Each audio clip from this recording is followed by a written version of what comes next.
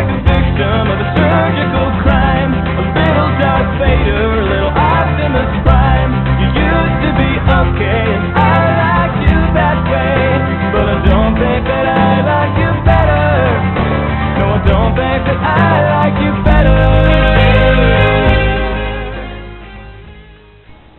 Hi, this is John Fessmeyer, MFA candidate in 3D modeling at Academy of Art University. Working on my thesis.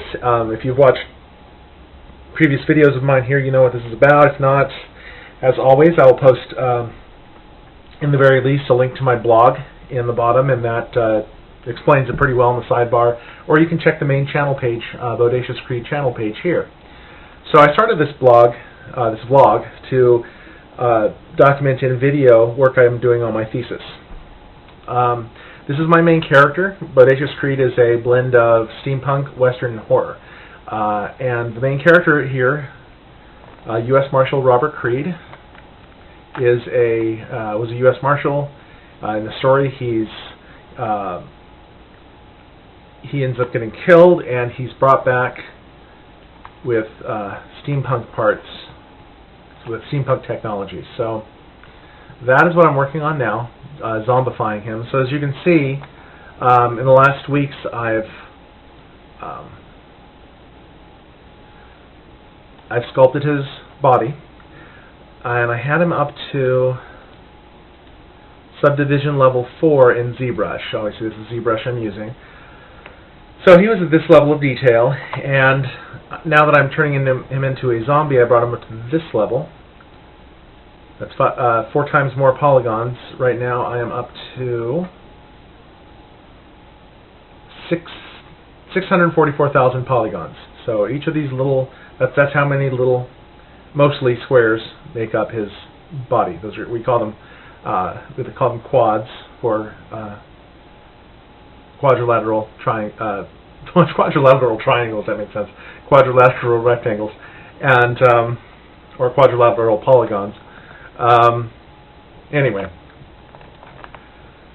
without going into too much explanation, I guess I've already gone into quite a bit. Here's what I have done this week. I have, see, are we at subdivision 5? We are. So I will be working on more detail in his body soon, and making him look more undead, and whatever I need to do to make him look like a zombie. It's going to take some, definitely some research on my part into other artists, into anatomy, even looking at medical cadavers, because I want this to be as realistic as possible.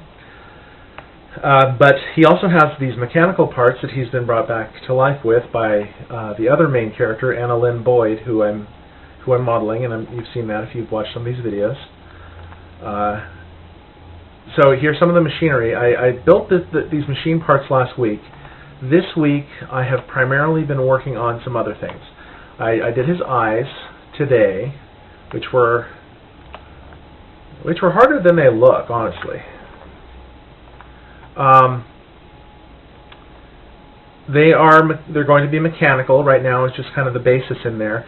Some will be sculpted in. I'm sure I'm thinking some of the machinery I will have, or the look of machinery I will have done with textures and bump maps, because it's at such a low, level. I plan to have inside each of the eyes here, I plan to have a lens, so that when I'll probably be rendering these in Maya. So when I have it back to Maya, I'll have a lens in there. It'll be reflective and all that good stuff. And you may be able to see some interesting things, wires or something inside the eyes too. But I created the eyes to make them as smooth as I could. I created them with NURBS and then turned them over to polygons, and there are some strange issues that sometimes come about because of that, but I got them resolved. And as you can see here, and I suppose I may as well just go back a little bit and turn on the wounds. I sculpted in his wounds this week, his head wounds, his major ones. There may be some others, but I'm doing them in layers, these layers here, so that I don't lose the structure of the underlying model. But I can just click over to these, and voila, there you have it. The wounds in his head and neck. There's going to be more added in here, so these aren't going to be just floating. They'll be pushed in as needed and whatnot. I'll have to, I'll build his part of his skull here and so on. I've got a bone I've got to put here and in the jaw and whatnot. But so this week so far, the main things I've done are, besides the eye on him, besides the eyes, I created these muscles, which I started to do with extractions in ZBrush, and other modelers will know what I'm talking about. And I ended up deciding to do them in Maya instead, as more solid models, and they just look better that way. So here we have the trapezius and the sternocleidomastoid. Here are some of the interior neck muscles, which usually you don't see on the surface, and as such, I tend to forget the names of them. But with him being wounded in this area and a zombie in this area missing, obviously I need to put them in there. So it's good that I've learned this anatomy and I've got some good references.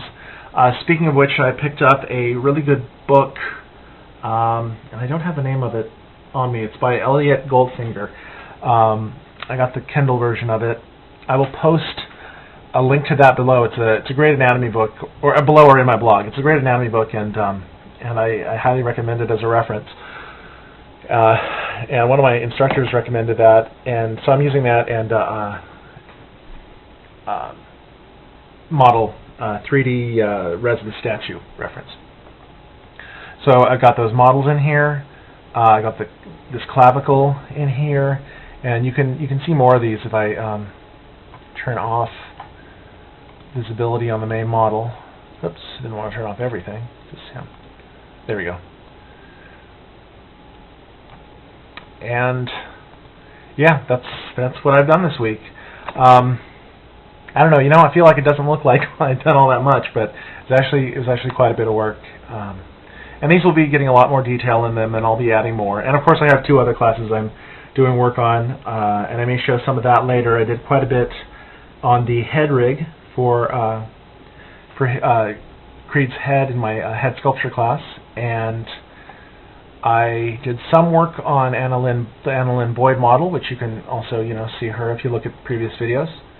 But I have more to do on her. Everything's due tomorrow, so I have some more time. But I think that I'm pretty much done with this model for the week, and just wanted to kind of show it off before I uploaded it to my class. So hope you enjoyed, hope you learned something, and take care.